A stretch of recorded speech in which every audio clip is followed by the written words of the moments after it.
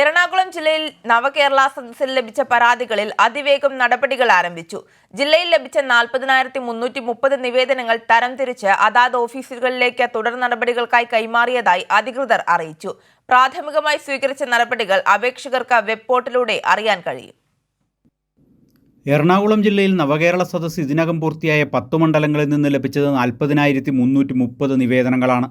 അവ തരംതിരിച്ച് അതാത് ഓഫീസുകളിലേക്ക് കൈമാറുന്ന ആദ്യഘട്ട നടപടിയാണ് ഇതിനകം പൂർത്തിയായത്. ഓരോ നിവേദനത്തിലും പ്രാഥമികമായി സ്വീകരിച്ച നടപടി എന്താണെന്ന് വെബ് പോർട്ടലിൽ ചേർക്കാനുള്ള നടപടികളും പുരോഗമിക്കുകയാണ്.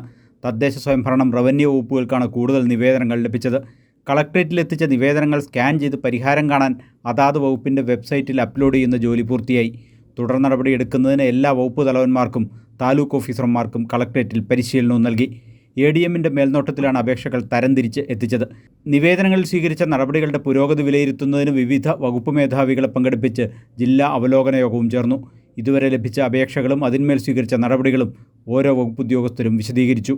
പരമാവധി വേഗത്തിൽ നിവേദനങ്ങളിൽ നടപടി ഉണ്ടാകണമെന്ന് ADM നിർദ്ദേശിച്ചു.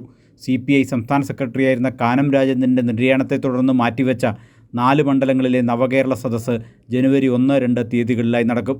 തൃപ്പൂണിത്തുറ, തൃക്കാക്കര, കുന്നത്തുനാട്, പിറവം എന്നീ മണ്ഡലങ്ങളിലെ നവകേരള സദസ്സുകൾ പൂർത്തിയായാൽ മാത്രമേ എറണാകുളം ജില്ലയിലെ അന്തിമ കണക്ക് വ്യക്തമാകൂ. ലഭിച്ച പരാതികളിൽ തീർപ്പ് കൽപ്പിക്കുന്നതിന് കൃത്യമായ സമയക്രമം അധികൃതർ നിശ്ചയിച്ചിട്ടുണ്ട്. അതിനനുസരിച്ചുള്ള നടപടികളാണ് പുരോഗമിക്കുന്നത്.